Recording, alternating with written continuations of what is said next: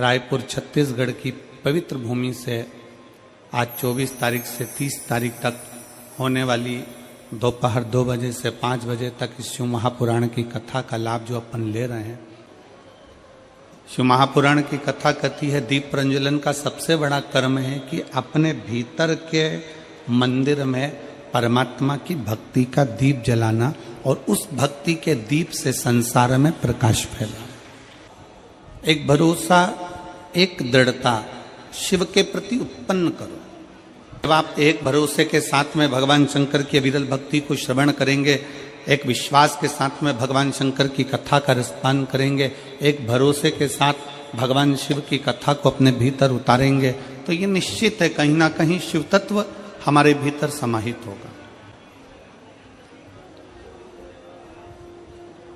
शिव तत्व हमारे भीतर जरूर समाहित होगा।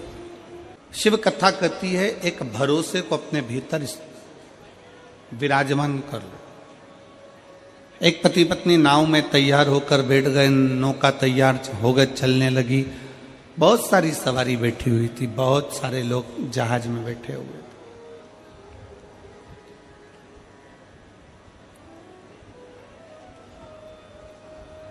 पति जहाज के ऊपर खड़ा हुआ था, लहरों का आनंद ले रहा था, पानी चल रहा था, समुद्र उछल रहा था, उसका एक आनंद ले रहा।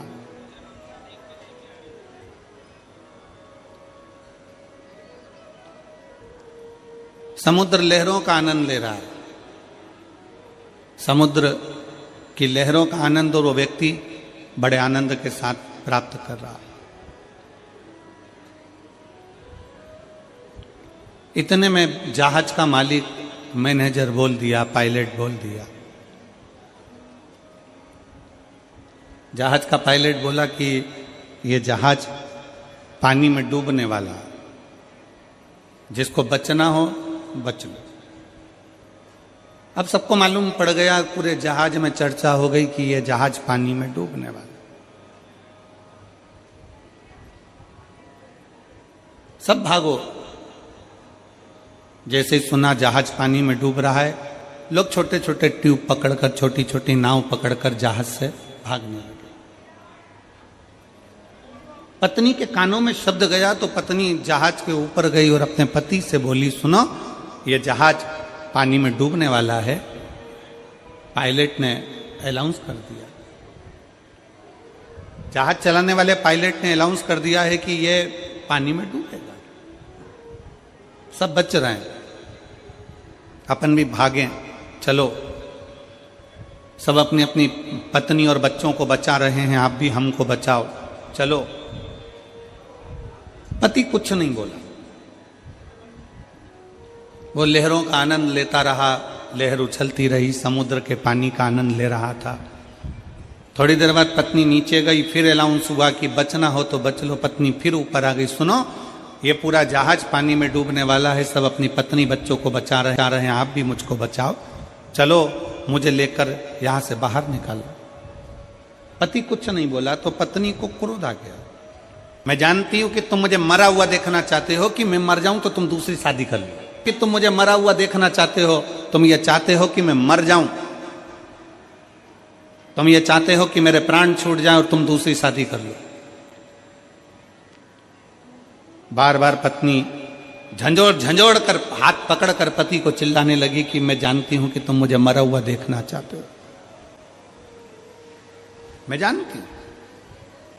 इतने में पति को क्रोध आ गया और पति ने जेब में से बंदूक निकाली और बंदूक निकालकर पति ने पत्नी के सिर पर रख दी। और पत्नी के सिर पर बंदूक रखकर पति ने कहा, तू मरो मरो करती है कि मैं मर जाऊंगी, मैं मर जाऊंगी, मैं मर जाऊंगी, ले मैं तुझे अब भी मार डालता हूं, सारा झंझट ही खत्म कर देता हूं। जैसे ही पत्नी के सिर पे बंदूक रखी, पत्नी हंसने लगी, बहुत ठाका लगाकर, बहुत मुस्कुराने लगी, हंसने लगी। और जैसे ही पत्नी हंसी तो पति ने पूछा कि तुम्हारे सिर पर बंदूक रखी है, खटका दबने वाला है, तुम्हारे प्राण छूटने वाले हैं, और तुम इतना मुस्कुरा क्यों रही हो, इतना हंस क्यों रही हो? पत्नी बोली, मैं जानती हूं तुम मेरे पति हो, तुम मुझे मार नहीं सकते, पत्नी कहती है मैं जानती हूं कि तुम मेरे पति हो, तुम मुझे मार नहीं सकते। पति ने सुना और पति ने तुरंत अपनी पत्नी से कहा कि जितना भरोसा तुझे अपने पति पर है कि वो तुझे मार नहीं सकता, उतना भरोसा मुझे मेरे कुबेरेश्वर महादेव पर है, वो मुझे डूबने नहीं दे सकता। महादेव पर है कि वो मुझे डूबने नहीं दे सकता। एक पत्नी का विश्वास जितना पति पर होता है, एक पत्नी का भरोसा जितना पति पर होता है, उतना भरोसा एक संसार के मनुष्य का परमात्मा पर होना चाहिए। कथा श्रवण करने आए हुए शिव भक्त, कथा को सुनने बैठे हुए शिव भक्त अपने भीतर वो विश्वास प्रकट करें कि शंकर है हमारे साथ,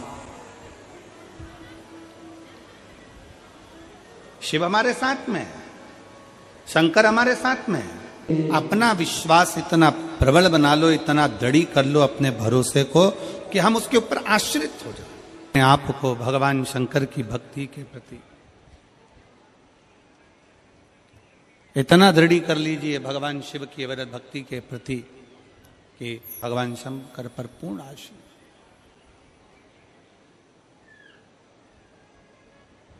हर पल, हर घड़ी, हर क्षण, हर समय शंकर हमारे करीब में हो। ऐसी कोई घड़ी, ऐसा कोई पल, ऐसा कोई समय ना हो जिस समय पर शिव हमसे दूर।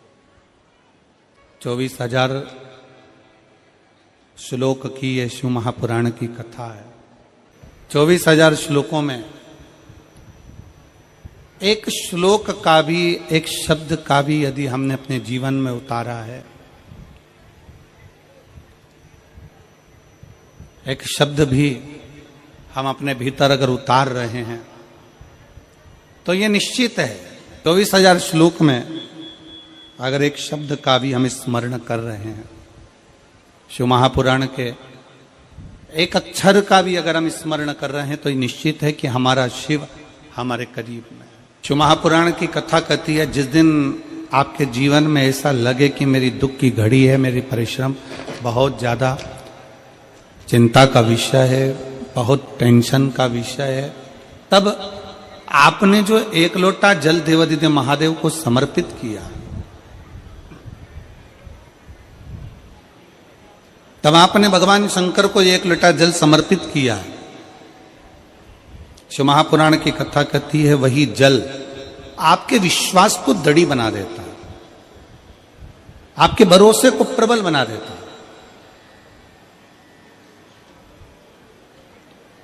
जैसे देवराज नाम के ब्राह्मण की माता जी ने अपने कार्यकाल में, अपने समय में भगवान शंकर को एक लोटा जल समर्पित करा।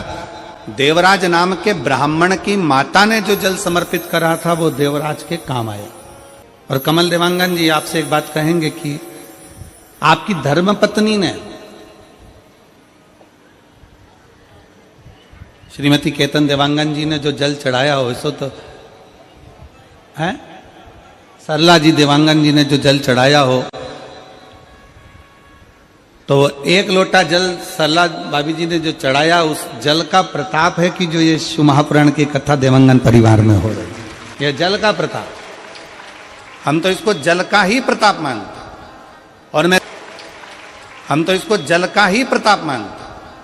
और मेरे रायपुर वालों, मेरी जीजियों, मेरे जीजाओं, मेरी बेटियों, मेरे भाई, मेरे बेटाओं, मेरी माताओं, मेरे बंधुओं, आपसे भी कहेंगे कि आपको अगर रायपुर की इस पवित्र धरा पर शिव महापुराण की कथा 2024 में श्रवण करने को मिल रही है, तो ये आप कथा श्रवण करने के लिए अगर बैठे हो, तो ये विश्वास मानकर चलना कि आपने जो शंकर को एक लोटा जल चढ़ाया होगा, उसका फल है, उसका फल।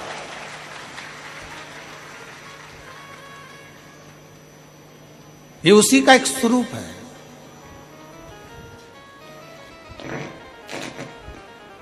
ये उसी का एक आनंदमय स्वरूप। और जितना विश्वास, कहते हैं शंकर की कथा, शिव महापुराण की कथा क्या दे सकती है? तो जैसे शिव महापुराण की कथा के लिए वर्णन किया जाता है कि जैसे माता जानकी जी राम जी के पास में सिंहासन पर बैठी हैं,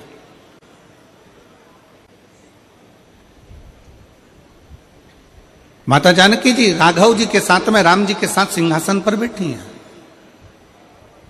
और माता जानकी जब सिंहासन पर बैठी हैं, सिंहासन पर विराजमान है, तो माता जानकी जी ने राम जी से, राघव जी से प्रार्थना करी है, राम जी से निवेदन किया, राम जी से प्रार्थना करी, प्रभु मेरे मन का एक संशय है, आप मिटाएंगे क्या? राम जी ने पूछा कौन सा संशय है तुम्हारा, क्या संशय?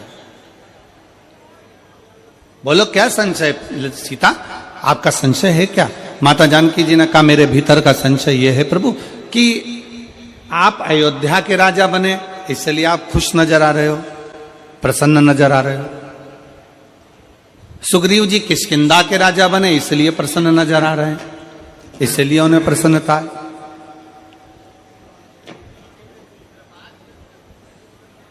सुग्रीव जी किष्किंधा के राजा बने हैं, इसलिए उनमें प्रसन्नता है, उसमें आनंदता है। और महाराज जी विभीषण को लंका का राज्य मिला, इसलिए विभीषण की प्रसन्नता है।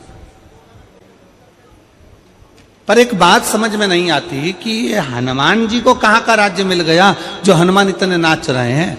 हनुमान जी को कहां का राज्य प्राप्त हो गया जो हनुमान इतने प्रसन्न हो रहे हैं, इतने खुश हो रहे हैं? आखिर ऐसा हुआ क्या? तब भगवान राम जी ने कहा सीता तुम कहती तो सत्य हो, जानकी जी तुम बोल तो सत्य रही हो कि मुझे अवध का राज्य मिला इसलिए मैं प्रसन्न हूं, सुग्रीव किष्किंधा के राजा बन गए इसलिए प्रसन्न है, विभीषण लंका के राजा बन गए इसलिए प्रसन्न है, केवट निषादों का राजा बन गया इसलिए प्रसन्न है, पर हनुमान क्यों प्रसन्न है ये समझ में नहीं आता। तब श्री हनुमान जी महाराज को राम जी ने बुलाया राम जी ने, और राम जी ने बुलाकर कहा क्यों रे हनुमान, एक बात बता, मुझे अवध का राज्य मिला इसलिए प्रसन्न हूं, केवट निषादों का राजा बन गया इसलिए प्रसन्न है, सुग्रीव किष्किंधा का राजा बन गया इसलिए प्रसन्न है, और विभीषण लंका का राजा बन गया इसलिए प्रसन्न है, पर यह बता हनुमान तुझे कहां का राज्य मिल गया तुझे इतना प्रसन्न है? तब हनुमान जी कहते हैं मेरे राम आपके चरणों का राज्य मुझे मिल गया, इससे बढ़कर सुख और दुनिया का कोई सुख नहीं। केवल आपके चरणों का जो राज्य मिला है, आपके चरणों का जो सुख मिला है, इसके आगे सारे सुख ठीक हैं। और यही शिव महापुराण की कथा में नंदीश्वर भगवान शंकर से कहते हैं, इसी शिव महापुराण की कथा के अंतर्गत नंदी भगवान शंकर से विनय करते हैं, नंदी भगवान शंकर से कहते हैं कि हे प्रभु, जिस भक्त के हृदय में, जिस भक्त के दिल में, जिस भक्त की चित्तवृत्ति में आपके दर्शन का भाव प्रकट हो जाए, आपके चरणों की सेवा प्राप्त हो जाए, आपके मंदिर में एक लोटा जल समर्पित होने लगे, आपके चरणों की स्तुति होने लगे, तो भगवान नंदीश्वर कहते हैं समझ लेना प्रभु कि उसके जीवन में कहीं ना कहीं का राज्य स्थापित हो गया, इसलिए वो आपकी भक्ति में लगा हुआ, उसको कहीं ना कहीं का राज्य स्थापित हो गया, इसलिए वो भक्ति में रमा हुआ। कहीं का राज्य जब हम शंकर के मंदिर में जाना प्रारंभ कर दें, शिव जी को एक लोटा जल चढ़ाना प्रारंभ कर दें, शंकर की स्तुति करना प्रारंभ कर दें, शंकर की कथा तक हम पहुंचना प्रारंभ कर दें, जिस दिन हम भगवान शिव की शरणागति में पहुंचना प्रारंभ कर दें, अपने नजदीक में, अपने घर के पास में जब एक लोटा जल चढ़ाना प्रारंभ कर दें, समझ लेना कि शंकर भगवान ने आपका और हमारा हाथ पकड़ लिया, और कहीं ना कहीं का राज्य हमें बाबा देते जरूर है, देते। बोल बम का नारा है, इतना धीमा बोलोगे तो कल्याण तुम्हारा है, जरा अच्छे से तो बोलो, बोल बम का नारा है, सारी समस्या का हल एक लोटा जल, शिव को समर्पित, शंकर को समर्पित।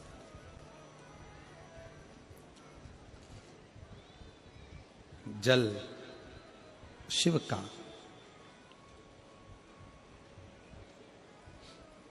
भगवान शंकर को समर्पित जल कभी निष्फल गया ही नहीं, कभी नहीं गया।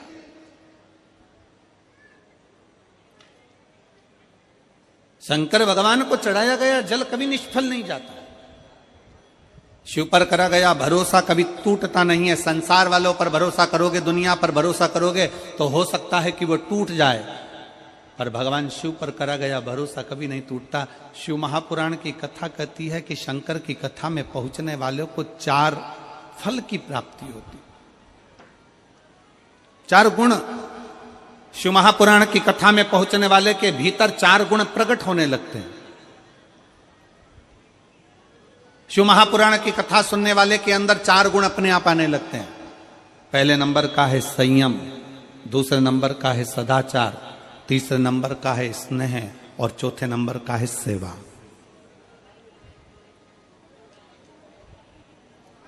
शिव की कथा श्रवण करने वाले के भीतर ये 4 गुण अपने आप आने लगते हैं। पहले नंबर का है संयम,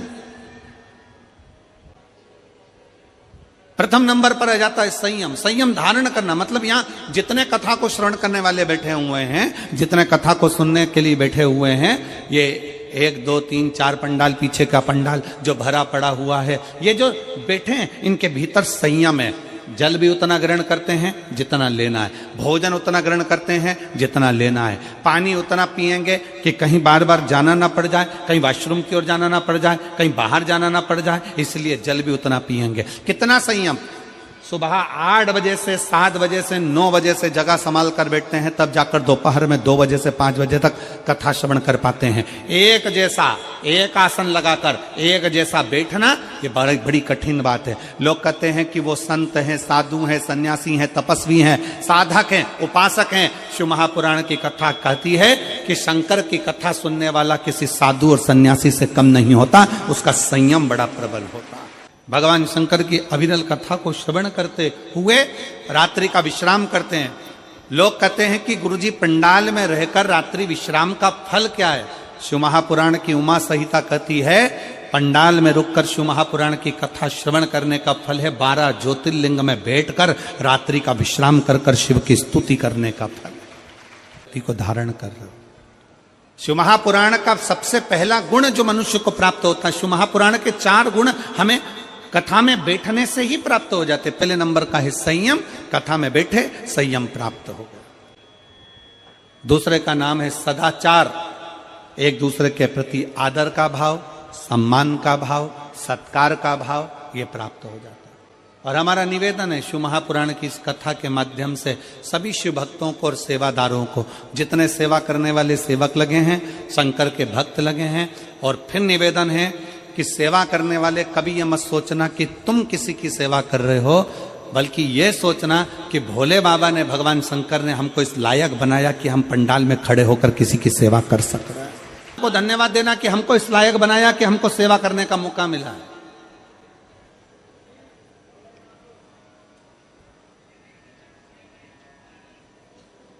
हमको इस लायक बनाया कि हम भगवान की कथा में बैठकर किसी की सेवा कर रहे हैं।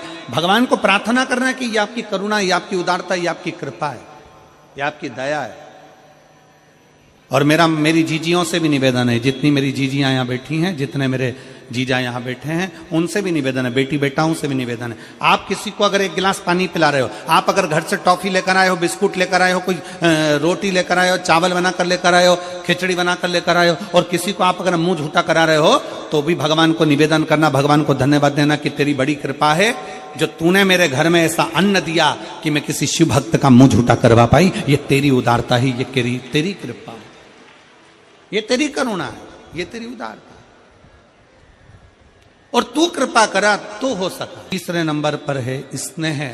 शिव महापुराण की कथा कहती है कि भगवान शंकर की कथा तीसरा गुण देती है सबको प्रेम करना, सबको स्नेह करना, सबको स्नेह के माध्यम से रिझाना। और आप सब देखेंगे भगवान शंकर की इस कथा के माध्यम से आप लोग अपने स्मरण में लेंगे स्नेहता। जो रात्रि को रुकने वाले होते हैं, जो रात्रि को विश्राम करने वाले होते हैं, जो शंकर के भक्त होते हैं, शिव के मंदिर में जाने वाले होते हैं, 1 लोटा जल चढ़ाने वाले होते हैं, शंकर की स्तुति करने वाले होते हैं, उनमें आपस में इतना स्नेह हो जाता है, इतना प्रेम बढ़ जाता है, इतना प्रेम बढ़ जाता है कि वो प्रतिदिन शंकर के मंदिर में बैठकर भगवान शंकर का मंत्र का स्मरण करते रहते हैं। श्री शिवाय नमस्तुभ्यं, श्री शिवाय नमस्तुभ्यं। उनका स्नेह बढ़ जाता, उनका प्रेम बढ़ जाता। शिव महापुराण की कथा कहती है कि शिव पुराण श्रवण करने वाले, शंकर के मंदिर में एक लोटा जल चढ़ाने वाले, शंकर की स्तुति करने वाले, शंकर के मंत्र का जाप करने वाले, पंचाक्षर मंत्र का जाप करने वाले, नमः शिवाय, षडाक्षर मंत्र का जाप करने वाले, ओम नमः शिवाय, या शंकर की अविरल भक्ति में डूबने वाले के घर में धीरे धीरे धीरे धीरे प्रेम बढ़ना प्रारंभ हो जाता है। भगवान शंकर के मंदिर में स्नेह बढ़ना, भगवान शंकर के भाव से घर और परिवार में भी प्रेम बढ़ना प्रारंभ हो जाता है। शिव महापुराण की कथा 4 गुण देती है। उसमें पहला गुण है आपका संयम, दूसरा गुण है आपका सदाचार, और तीसरा गुण है आपका स्नेह प्रेम, और चौथे नंबर का गुण है सेवा। शिव महापुराण की कथा कहती है कि सेवा का भाव अपने आप जागृत हो जाता है, अपने आप। कौन कौन है जो शंकर जी के मंदिर में एक लोटा जल चढ़ाते हैं? जरा हाथ उठाओ जरा। सब चढ़ाते हो? रख लो रख लो, बहुत बढ़िया, शिव कृपा बनी रहे आप पर। जय जोहार छत्तीसगढ़िया सबले बढ़िया। एक लोटा जल तो शंकर जी के मंदिर में चढ़ाने के लिए जा रहे हो, शिव की स्तुति करने के लिए जा रहे हो, शंकर का गुणगान करने के लिए जा रहे हो, सेवा का भाव अपने आप बढ़ता चले जाता, सेवा का भाव अपने आप प्रकट होता चले जाता।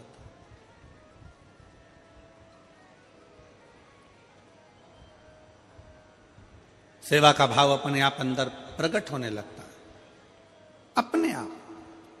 और बोलो री मेरी जीजियों, एक बात बताओ, छत्तीसगढ़ की मेरी बहनों, मेरे जीजाओं, मेरी बेटियों, बेटाओं, मेरी माताओं, मेरे भाई, एक बात बताइए,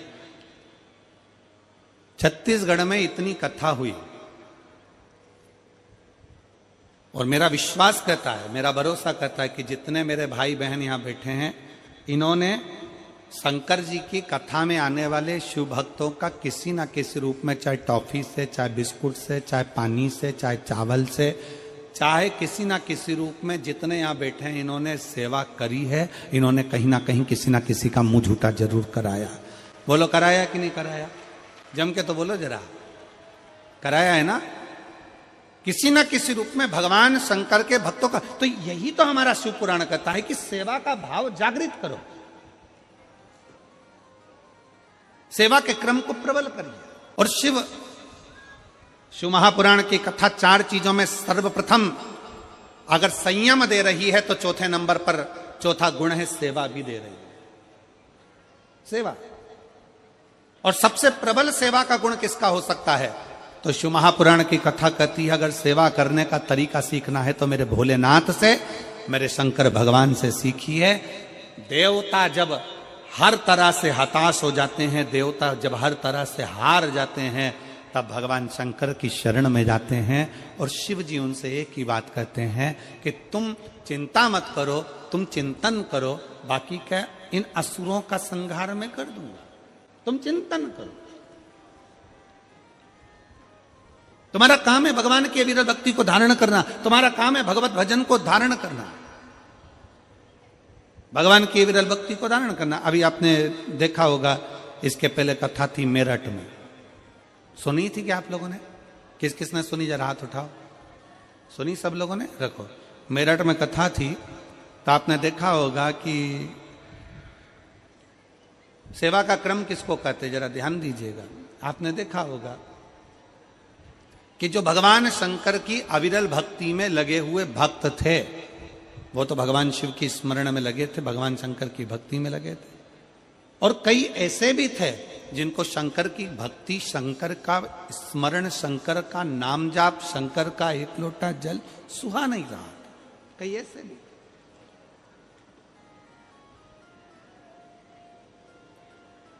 पर दुनिया के लोग समझते हैं कि शंकर जी तो एकदम भोले हैं,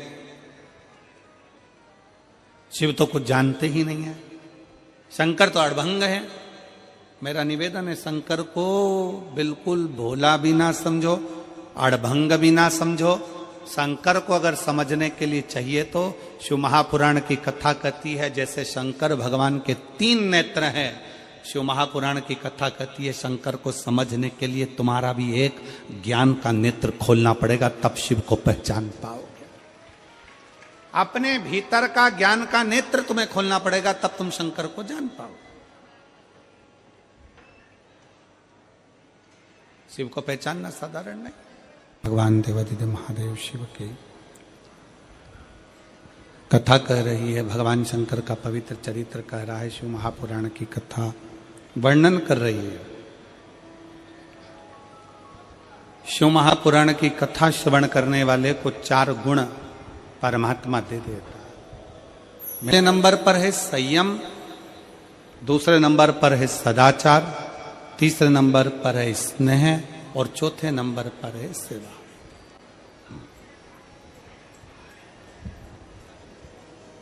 सेवा का क्रम क्या है?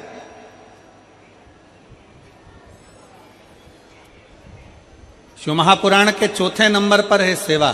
सेवा का क्रम क्या है? कभी मौका लग जाए, मैं संपूर्ण क्षेत्रवासियों से कहूंगा, कभी अगर मौका लगे तो एक आध बार शिव महापुराण की कथा में जाकर जरूर देखना। जितने शिव भक्त रात्रि को यहाँ विश्राम करते हैं, वो प्रातः में शाम के समय कथा पूर्ण होने के बाद थोड़ा थोड़ा सेवा में लग जाते हैं। कचरा उठाना, एक और ले जाकर पटकना, किसी को तकलीफ है उसको देखना। सेवा क्या करती है? शिव महापुराण की कथा कहती है, जिंदगी में अगर कहीं पर भी ठोकर खाने को मिल रहा है, तकलीफ मिल रही है, कष्ट मिल रहा है, थोड़ा भी अगर तुम्हारे मन का नहीं हो रहा है, तो शंकर के मंदिर की सेवा प्रारंभ करो। उसके मंदिर में जाकर झाड़ू लगाओ, पोछा लगाओ, उसके मंदिर का श्रृंगार करो, उसके मंदिर में प्रकाश करो, उसके मंदिर में सेवा का क्रम जागृत करो। अपने भीतर विश्वास, आपका भरोसा, आपकी दृढ़ता आपको शिव के करीब तो ले जाती ही है।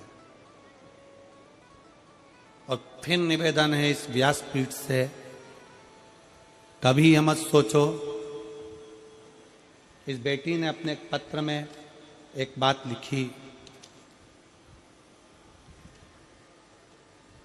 सियोर वाला महाराज कहता है कि अपनी मेहनत को 4 गुना बढ़ाना है। जितना पढ़ते हो उससे पढ़ाई को भी 4 गुना बढ़ाना है। और फिर जब एग्जाम के लिए जाओ तब शहद की बेलपत्र चढ़ाना है, तो बाबा साथ चलकर जाता है। साथ थोड़ा सा भी काम बिगड़ता है ना, तो किसी मंत्री के पास जाते हो, मंत्री के पास। थोड़ा सा भी काम बिगड़ता है तो मंत्री के पास जाते हो। मंत्री दूसरे मंत्री के पास भेजता है, दूसरा मंत्री तीसरे मंत्री के पास भेजता है। हमारा निवेदन है, छोटे मोटे काम के लिए मंत्री को पकड़ते हो। शिव महापुराण की कथा कहती है, अगर जिंदगी में तकलीफ आए, दुख आए और काम बिगड़े, तो श्री शिवाय नमस्तुभ्यम मंत्र को पकड़ो। है कि मंत्री तुम्हारा काम ना करे, पर शिव महापुराण की कथा कहती है कि मंत्र में वो शक्ति होती है कि तुम्हारा कार्य सफल जरूर होता है। जो सुख कहीं नहीं, वो सारा सुख परमात्मा के मंत्र में, परमात्मा की भक्ति में, परमात्मा की नाम उच्चारण में है। पर दुनिया के लोग समझते हैं कि हमें सुख इसी में मिलेगा, हमें सुख इसी में प्राप्त होगा। मेरा निवेदन है आप सबसे, सारे शिव भक्तों से, शंकर के अविरल भक्तों से निवेदन है, मंत्री तुम्हारा काम हो सकता है सफल कर दे, पर थोड़े समय का सफल हो सकता है, पर मंत्र पंचाक्षर नमः शिवाय, षडाक्षर ओम नमः शिवाय या श्री शिवाय नमस्तुभ्यम, ये वो मंत्र है कि एक बार हमारे जीवन में सफलता लाकर दे देता है, तो फिर पलटने की जरूरत नहीं पड़ती, पीछे देखने की जरूरत नहीं पड़ती। व्यक्ति आगे ही बढ़ता चले जाता है, उन्नति की सीढ़ी पर ही चढ़ता चले जाता है। फिर उसको पीछे पलट कर नहीं देखना पड़ता, फिर वो आगे ही आगे बढ़ता है। मंत्र की शक्ति को पहचानो। मंत्र की शक्ति क्या? सब कथा सुनने के लिए आते हो, पर ईमानदारी की बात है, कथा आप सुनते हो, चिंता महादेव को हो जाती है कि आया है तो इसको कुछ ना कुछ देना पड़ेगा, और बिगड़ दिए में भेज सकता नहीं। चिंता उसको है, टेंशन उसको है, तो आए उसके भरोसे। आप तो उसके आश्रित होकर उसके भरोसे आए। लाखों की संख्या में पहुंचे हो, पंडालों में जगह नहीं, आप बैठे हो, कथा का रसतत्व ग्रहण कर रहे हो, सेवादारी सेवा कर रहे हैं, भाव से भगवान शंकर की कथा का रसपान ग्रहण कर रहे हो, तो ये विश्वास मानकर चलना कि तुम तो आकर बैठ गए, पर चिंता किसको? चिंता देवाधिदेव महादेव। टेंशन किसको? देवाधिदेव महादेव। चिंता वो करे, टेंशन वो करे। शिव की उदारता, शिव की करुणा, शिव की दया, जीवन की सुख। आप तो आ गए, बैठ गए, कथा के रसतत्व को श्रवण करने के लिए कथा के मध्य में आकर बैठ जाते हो, कथा सुनने के लिए बैठ जाते हो, पर सबसे ज्यादा चिंता, सबसे ज्यादा टेंशन बाबा को हो जाता है कि आया है, कथा सुनने के लिए बैठा है, कथा श्रवण करने के लिए आया, मुझे देना पड़ेगा। मंदिर में अगर झाड़ू लगा रहे हो, मंदिर में पोछा लगा रहे हो, मंदिर में सेवा कर रहे हो, किसी धर्म के स्थान पर अगर सेवा में लगे हुए हो तो परमात्मा को चिंता लग जाती है कि सेवा का फल देना पड़ेगा। तो महापुराण की कथा 4 गुण देती है, उसमें पहला संयम, दूसरा सदाचार, तीसरा स्नेह और चौथा है सेवा। सेवा आपको क्या फल देगी ये वो शंकर ही जान सकता। सेवा आपको क्या फल प्रदान करेगी ये शिव ही जान सकता। कभी अगर मौका लगे,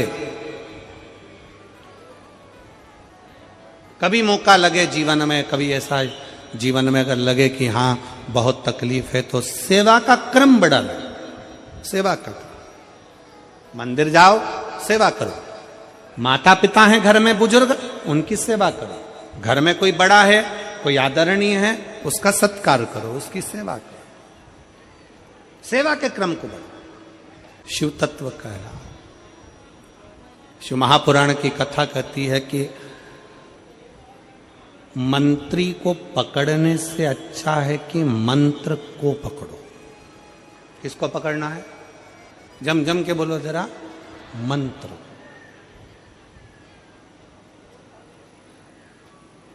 हो सकता है कि कलम का लिखा मिट जाए, पर कर्म का लिखा कभी नहीं मिट सकता। कलम का लिखा मिट जाए, कोई ने लिख दिया, किसी से मिल लिए, मंत्री संतरी कलंतरी सबसे मिलकर आपने लिखवा भी लिया, हो सकता है कि कलम का लिखा मिट जाए। कलम का लिखा मिट सकता है, पर अगर हम भगवान की भक्ति में रमे हैं, कुछ अच्छा कर रहे हैं, भगवान ने हमको इस लायक बनाया है कि कुछ अच्छा कर सके और अच्छा कर रहे हैं, तो अगर अच्छा करने में लगे हो तो हो सकता है कि कर्म का लेख कभी नहीं मिट सकता। कि मत बुरे कर्म कर बंधे वरना पछताएगा, भगवान की आंखों से तो बच नहीं पाएगा, तू बच नहीं पाएगा। कर्म का लेख कभी नहीं मिट सकता। आप अच्छा कर्म करिए, किसी के जीवन में अगर आप कहीं ना कहीं किसी को खुशी दे सकते हो। हमने पहले भी कथा के माध्यम से कहा, अगर कहीं दिया नहीं लगा सकते, दीपक नहीं जला सकते, किसी के द्वार पर नहीं जा सकते, मंदिर में जाकर अगर एक दिया भी नहीं लगा सकते, कोई बात नहीं, एक काम करो कि कोई के काम तो आ जाओ। किसी के दुख में, किसी की तकलीफ में, किसी बच्चे को एजुकेशन की जरूरत है, उसको अच्छी पढ़ाई करा दो। किसी को दवाई की जरूरत है, उसको दवाई में लगा दो। किसी कोई वृद्ध है, चलकर नहीं जा सकता, हाथ पकड़कर उसको मंजिल तक पहुंचा दो। किसी के चेहरे पर भी अगर खुशी दे दी तो समझ लेना कि शंकर के मंदिर में दिया जला दिया, शिव के मंदिर में तुमने दीप प्रज्वलित कर दिया। किसी को प्रसन्नता दे दो। सेवा करने में कहीं ना कहीं फल हमारे को ही प्राप्त होता है। अभी मेरठ में कथा थी, तो मेरठ में एक बच्चे ने एक प्रश्न किया, गुरुजी देवराज नाम के ब्राह्मण की मां ने शंकर जी पे जल चढ़ाया और शिव जी पे जल चढ़ाया और जल चढ़ाने का फल देवराज को प्राप्त हो गया, क्या केवल देवराज को शंकर के मंदिर में जल चढ़ाने का फल उसकी मां ने जल चढ़ाया और उसको फल प्राप्त हो गया? ऐसा होता है क्या? ऐसा हो सकता है क्या? आज एक बात बहुत अच्छे से अपने भीतर धारण करिएगा। एक स्त्री, जितने पूरे विश्व में लोग कथा श्रवण कर रहे हैं, देश विदेश में बैठकर, रायपुर की इस पवित्र धरा से जितने भक्त इस पवित्र प्रांगण में बैठकर कथा श्रवण कर रहे हैं, वो अपने भीतर एक उतारिएगा। पुरुष और स्त्री में एक अंतर है। पुरुष जब भगवान के मंदिर में जल चढ़ाता है, जल अगर चढ़ा रहा है तो वह अपने माता पिता, अपने नाना नानी को पार लगाता है, दादा दादी को पार लगाता है। पर शंकर के मंदिर में अगर कोई स्त्री, कोई नारी, कोई लड़की, कोई कन्या, कोई बेटी, कोई मां, कोई वृद्ध भी अगर शंकर के मंदिर में एक लोटा जल चढ़ा रही है तो वो अपना मायका और अपना ससुराल दोनों की 71 पीढ़ी को पार उतार देती है। और कितना सुंदर कहा माता पार्वती जी ने भगवान शंकर से अमरनाथ की गुफा में प्रश्न करते हुए कहा कि पुरुष भगवान की सेवा में लगे, भजन में लगे, मंत्र उच्चारण में लगे तो उसका फल पुरुष को प्राप्त होता है। पर अगर स्त्री, नारी अगर भगवान शंकर की आराधना में लगती है, शिव की भक्ति में लगती है तो हे भोलेनाथ उसका फल किस किस को मिलता है। शिव महापुराण की कथा कहती है, भगवान शंकर का चरित्र कहता है, पुरुष का करा गया पुण्य पुरुष को प्राप्त होता है।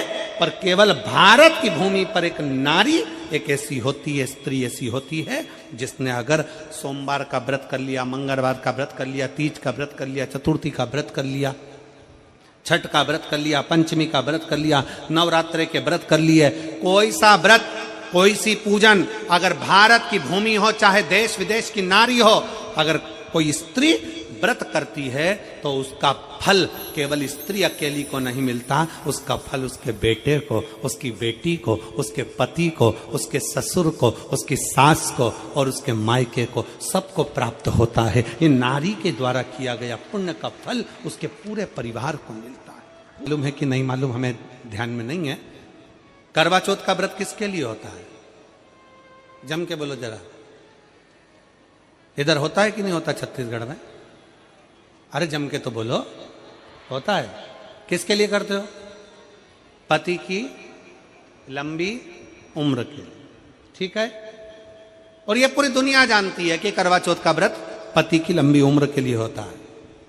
पर कभी मौका मिल जाए तो एक बार गणेश पुराण को पढ़िएगा, और गणेश पुराण में और देवी भागवत में दोनों में स्पष्ट वर्णन आता है कि अगर स्त्री चतुर्थी का व्रत करती है, चाहे वो करवा चौथ हो, चाहे बड़ी चतुर्थी हो, छोटी चतुर्थी हो, किसी भी चतुर्थी का व्रत अगर स्त्री करती है तो उसके पति का तो उम्र बढ़ता ही है, साथ में उसके पुत्र का वैभव भी बढ़ता है। उसके पुत्र का वैभव भी बढ़ता है, उसकी संतान का सुख भी बढ़ता है। तो कोई ये विचार ना करे कि करवा चौथ का व्रत केवल पति के लिए होता है। शिव महापुराण की कथा कहती है कि करवा चौथ का व्रत अगर स्त्री करती है तो पति की तो उम्र बढ़ती है, साथ में उसके बच्चों का वैभव भी बढ़ता है। कोई व्रत अगर स्त्री करती है, नवरात्रे का व्रत कर रही है, नवरात्रे में उपास रख रही है, उसका फल सबको मिलता है, उसके पूरे घर को प्राप्त हो।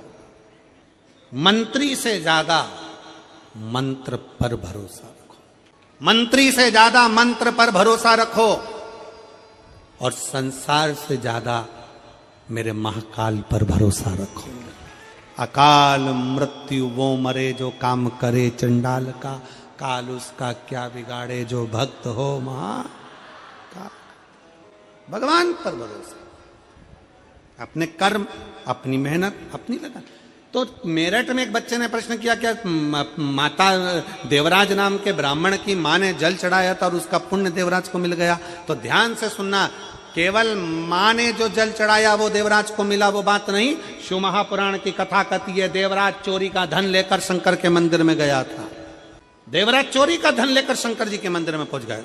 शरीर में ताप था, शरीर में बुखार आ रहा था, दुबक रहा था, शरीर को ठंड लग रही थी। कहां जाऊं, किस स्थान पर जाऊं? कभी कभी हमारे साथ तो हुआ है, आपके साथ भी हुआ होगा, ऐसा हम मानते हैं, क्योंकि हम भी मनुष्य हैं तो आप भी मनुष्य हो।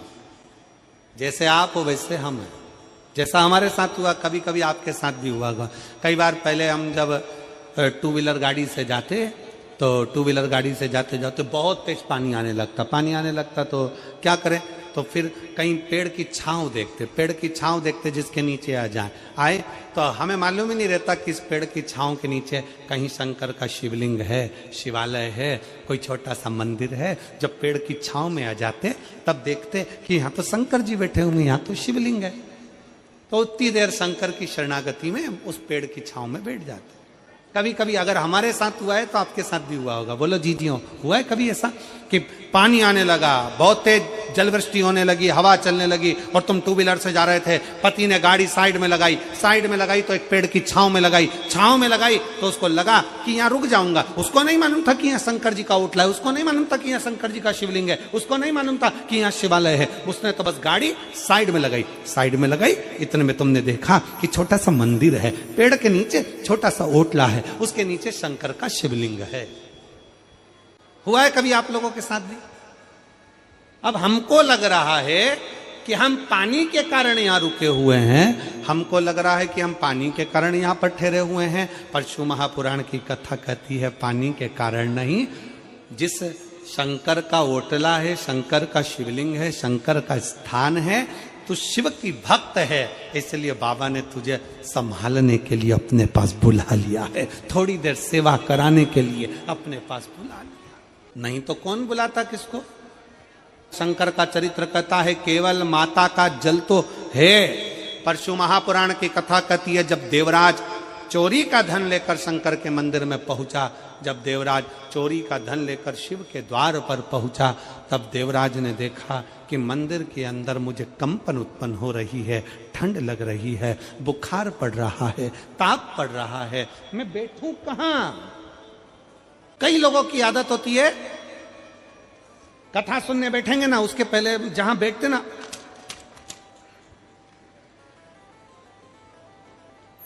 क्या करते हैं, उस जमीन को थोड़ा सा झड़ा लेते।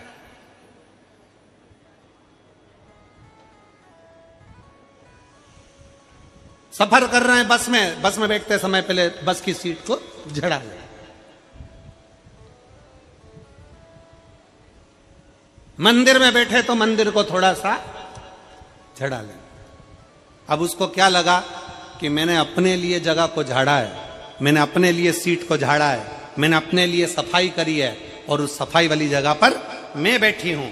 शिव महापुराण की कथा कितना सुंदर कह रही है। देवराज नाम का ब्राह्मण मंदिर के अंदर प्रवेश कर गया, चोरी का धन उसके साथ में था, शरीर में ताप पड़ रहा था। माता शिव के मंदिर जाती थी, शंकर को जल चढ़ाती थी, तो माता के पुण्य से देवराज मंदिर तक पहुंच गया, माता के पुण्य से शंकर की चौखट तक पहुंच गया। पर उसका खुद का पुण्य क्या था? तो शिव महापुराण की कथा कहती है देवराज चोरी का धन ले जाकर विचार करता है कि मैं बैठूं कहां। एक स्थान मिला देवराज को, पर उसमें कचरा बहुत था, बहुत सारी कचरा भरा हुआ था। प्राचीन पुराना शिवालय था। कचरे को देवराज ने अपने वस्त्र से झाड़ा और झाड़ कर बैठ गया। शंकर जी को लगा कि इसने मेरे मंदिर में सफाई करी है और मेरी सेवा करने वाले को मैं फल जरूर देता हूं, उसको खाली नहीं छोड़ता हूं, सेवा का फल मिलता जरूर। उसने विचार कर लिया और उसने विचार करा कि मैं यहां बैठूंगा, यहां तो ये पुरातन शिवालय है, प्राचीन शिवालय, पुराना मंदिर है। इस पुराने मंदिर में तो चारों तरफ कचरा हो रहा है, चारों तरफ बहुत सारा निर्माल्य पड़ा है, कचरा पड़ा, बहुत सारी सामग्री पड़ी है, कहीं पत्थर पड़ा है, कहीं मिट्टी पड़ी है, कहीं धूल पड़ी हुई है, मैं बैठूंगा। तो उसने विचार करा कि यहां बैठने से पहले मैं थोड़ा साफ कर लूं, यहां बैठने से पहले मैं थोड़ा साफ, और मुझे यहां बैठना है, बैठने से पहले थोड़ा सफाई की स्तुति। देवराज जगह को साफ कर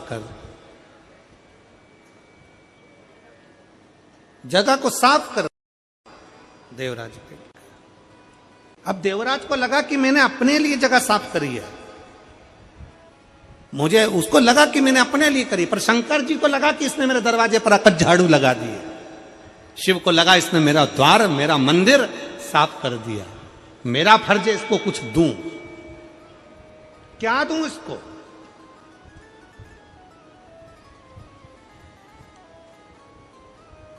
और जो एक बार शंकर के मंदिर में जाकर अपना सिर झुका लेता है,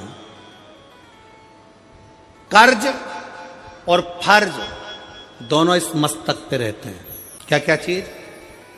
जम के बोलो जरा। कर्ज और फर्ज। कर्ज भी मस्तक पर है और फर्ज भी मस्तक पर है।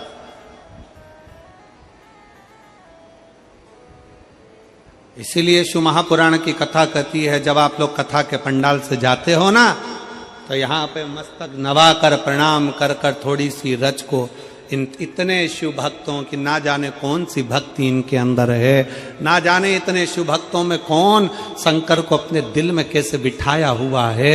इतने शिव भक्त आते हैं, इनकी रज को अपने मस्तक पर जरूर लगाओ, तो हो सकता है ये मस्तक का कर्ज भी उतर जाए और फर्ज भी समाप्त हो जाए। कर जल का आचमन करते हो आप लोग? जम के बोलो जरा। करते हो? शंकर के मंदिर में जब जल का आचमन करते हो, जल अपने मस्तक पर छींटते हो, क्यों छींटते हो जल? कई लोग विरोधी कहेंगे शंकर के मंदिर का जल मत पियो, कोई कहेगा शंकर के मंदिर की बेलपत्र मत खाओ। उनको कह देना एक बार शिव महापुराण की कथा का विद्येश्वर संहिता पढ़िए और विद्येश्वर संहिता का एक एक शब्द ध्यान से पढ़िए। और अगर संस्कृत में पढ़ना ना आए तो हिंदी की गीता प्रेस गोरखपुर की शिव पुराण को लेकर आओ, उस गीता प्रेस गोरखपुर की शिव पुराण का एक एक अध्याय पढ़ो, जिसमें तुम्हें मिलेगा शंकर का चढ़ा हुआ जल, शंकर का आचमन, शंकर का जल का आचमन कर लेने से ना जाने कितने पाप नष्ट हो जाते हैं। शंकर की बेलपत्र का मात्र सिर पर स्पर्श हो जाए, मस्तक से लग जाए, नेत्र से लग जाए और जिह्वा के अंदर प्रवेश कर जाए, ना जाने कितने कितने जंजाल छूट जाते हैं। शंकर का जरा सा प्रसाद अगर कोई दे दे, उस प्रसाद का मात्र दर्शन हो जाए तो ना जाने कोटि कोटि पाप समाप्त हो जाते हैं। तो शंकर का प्रसाद खा लेने से तो पुण्य की प्राप्ति है। शिव महापुराण की कथा कहती है, शंकर का जल अगर मस्तक पर चढ़ जाए तो हमारा कर्ज और हमारा फर्ज दोनों ही समाप्ति पर चल जाता है, दोनों ही विराम पर चले जाते हैं। पेट बनता है, कोई जल्दी बनता है, पर शंकर को जल चढ़ाने वाला एक दिन सेठ जरूर बनता है। थोड़ा समय लग सकता है, थोड़ा समय लगेगा, हो सकता है जिंदगी में सुख दुख चलता है, परिश्रम का समय आता है, कोई चिंता का विषय आ जाता है, कोई परेशानी आ जाती है, टेंशन आ जाता है, हो सकता है हमारी पूंजी, हमारा धन, हमारा वैभव चले भी गया, पर शिव पर एक लोटा। इस बेटी ने लिखा, मेरी माँ कहती है शंकर को एक लोटा जल चढ़ाती रहो, एक लोटा जल तुम भी चढ़ाओ, मैं भी चढ़ाऊं, पूरा परिवार शंकर को एक लोटा जल चढ़ाता रहा। और बाबा ने आज खुद के बंगले में वापिस काम चालू कर दिया, वापिस व्यापार चालू हो गया, वापिस वही की वही सुख आ गया। सभी श्रोता भाई बहन, शिव महापुराण की कथा में जितने लोग आस्था चैनल के माध्यम से कथा सुन रहे हैं, जितने फेसबुक यूट्यूब के माध्यम से कथा सुन रहे हैं, और जितने इस छत्तीसगढ़ के रायपुर में बैठकर इस कथा का तत्व ग्रहण कर रहे हैं, बड़े सावधानी से कथा को सुनिएगा। आप शंकर के मंदिर में जा रहे हैं, आप शंकर के मंदिर में जल का आचमन कर रहे हैं, आप शिव जी के मंदिर में एक लोटा जल चढ़ा रहे हैं, आप शंकर के मंदिर का जल अपने ऊपर प्रोक्षण कर रहे हैं, समझ लेना कहीं शिव की कृपा आपका जो मस्तक पर कर्ज है और फर्ज है, वो जल छीटने से बाबा उसको पूर्ण कर सकता है। अपना वर्चस्व चाहते हैं, वो तुम्हें शंकर से दूर करने का प्रयास करेंगे। क्यों जाते हो शंकर के मंदिर? क्यों चढ़ाते हो जल शंकर को? क्यों शंकर की चढ़ी हुई बेलपत्र खाते हो? क्यों शंकर के मंदिर जाते हो? वो आपको शंकर से दूर करेंगे, क्योंकि उनको खुद का वर्चस्व चाहिए। ब्रह्मा ब्रह्म लोक में, भगवान विष्णु वैकुंठ लोक में, शिव मेरा मृत्यु लोक का देवाधिदेव महादेव शंकर। कथा का पहला दिन भी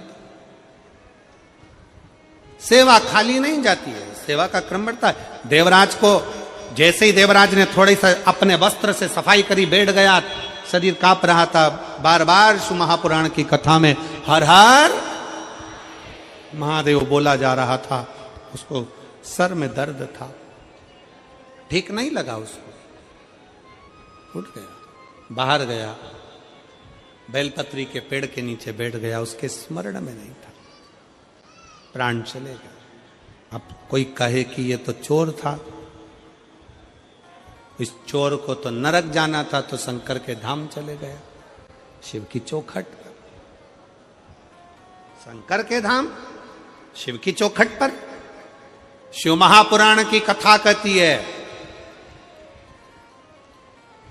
शंकर भगवान पर चढ़ा हुआ जल में इतना तेज होता है, शिव जी के चढ़े हुए जल में इतना तेज होता है, इतना तेज होता है कि साधारण पानी पीने के बाद वो पानी निकल जाता है, पर शंकर का चढ़ाया हुआ जल जब हम आचमन करते हैं तो शिवलिंग का जो तेज हमारे शरीर के अंदर जाता है वो 41 दिन तक शरीर के अंदर वो जल बना ही रहता है, वो तेज पुंज बना रहता है, शरीर के अंदर वो तेज बना रहता है, वो तेज हमें कहीं ना कहीं शक्ति प्रदान करता है। शिव महापुराण में, अथर्ववेद में और शिव महापुराण के अंतर्गत कुछ पौधों का वर्णन आता है। शिव महापुराण में भी 4 तरह का तिलक का वर्णन आता है कि वो कौन कौन सी सामग्री है जिसका तिलक लगाकर जाया जाए तो उससे क्या फल की प्राप्ति हो सकती है। उसको सुनेंगे, कल की कथा में स्मरण करेंगे, अगर याद रहा और स्मरण में आ गया तो उसको बांचेंगे, उसका स्मरण करेंगे। 4 तरह का तिलक हमें कौन कौन सा फल प्रदान कर सकता है, मात्र तिलक। और तिलक क्यों? क्योंकि अभी आपको कथा में कहा कि कर्ज और फर्ज मस्तक पर होता है, इसलिए आशीर्वाद कहां दिया जाता है? बोलो, आशीर्वाद कहां देते हैं? हाथ को, पांव को नहीं, पीठ को नहीं, आशीर्वाद मस्तक पर दिया जाता है। तिलक कहां लगाया जाता है? जम के बोलो, मस्तक पर। इस मस्तक पर बड़ी महत्वता इसके, इसकी बोल्डता बड़ी प्रबल है। इसको साधना और इसको ले जाना शिव के दरवाजे पर, शंकर की चौखट पर प्रणाम करा देना, ये बड़ा विचित्र है। इसलिए शिव महापुराण की कथा कहती है कि शिवालय में जाओ तो अपना मस्तक जरूर नवाओ, जरूर नवाओ। जैसे घड़ा भरा होता है उसको उंडेलना है, उसी तरह हमारे भीतर कुछ अभिमान भर गया, अहंकार भर गया, काम बढ़ गया, आसक्ति बढ़ गई, तृष्णा बढ़ गई, लोभ बढ़ गया, कहीं ना कहीं हमारे भीतर कहीं अहमता बढ़ गई, तो उसको शंकर के द्वार पर जाकर उंडेल देना, उंडेल दो शिव के द्वार। देवराज को मालूम नहीं था कि क्या फल है। बेलपत्री के वृक्ष के नीचे प्राण छूट गए। भगवान शंकर नंदी लेकर आए और उसको लेकर चले गए, कैलाश धाम दे दिया उसको। फिर बिंदुक ब्राह्मण है, चंचुला देवी उसकी पत्नी है। बिंदुक जल में डूबकर मर गया तो प्रेत की योनि में पड़ गया। प्रेत योनि से मुक्त कैसे? चंचुला देवी ने पार्वती मैया से पूछकर शिव महापुराण की कथा का वाचन, तुमरुका जी ने कथा को वाचा। तुमरुका ये नाम कोई साधारण नाम नहीं है। तुमरुकेश्वर महादेव, शंकर भगवान के एक ऐसे भक्त तुमरुका जी, शंकर भगवान के एक ऐसे भक्त तुमरुका जी जो शंकर की विरल भक्ति में सदा समाहित होते हैं, जिनको बेलपत्र का वृक्ष, बेलपत्र की वाटिका, बेलपत्र का सुंदरता सदा उनके भीतर समाहित रहती है। अभी कुछ दिन में आप लोग जब, हो सकता है कि रुद्राक्ष महोत्सव तो इतनी जल्दी तक तो वो तैयार नहीं होगा, पर कुबेरेश्वर धाम सीहोर में तुमरुकेश्वर बाबा का, तुमरुका जी का बेल वाटिका तैयार करी जा रही है। जिस बेल पत्र की वाटिका में तुमरुका जी विराजमान रहकर भगवत भजन करते हैं, पूरे भारत में ऐसी जगह नहीं है जहां आपको तुमरुका जी का दर्शन बेल वाटिका में होगा। केवल एक कुबेरेश्वर धाम ऐसा है जहां पर बेल वाटिका में तुमरुका जी का दर्शन, जहां बेल वाटिका में तुमरुका जी का दर्शन आपको होगा कि बेल वाटिका में तुमरुका जी कहां विराजमान, कैसा उनका भजन, कैसा उनका तप, कैसी उनकी साधना, वो बेल वाटिका में दर्शन। पूरे भारत में पहला ऐसा स्थान होगा जहां बेलपत्र के वृक्ष के नीचे तुमरुका जी के एक एक स्वभाव का दर्शन आप और हम कर सकेंगे बेल वाटिका, बेलपत्र के वृक्ष के नीचे। तुमरुका जी कथा को कहते हैं भगवान शंकर और पार्वती, ईश्वर जी और गोरा जी बनकर कथा श्रवण करते हैं। ईश्वर जी गोरा जी पधार रहे हैं, जोरदार ताली बजाकर स्वागत करें ईश्वर जी गोरा जी का। बड़े भाव से आज कथा का प्रथम दिवस यहाँ पर विराम की ओर जा रहा है।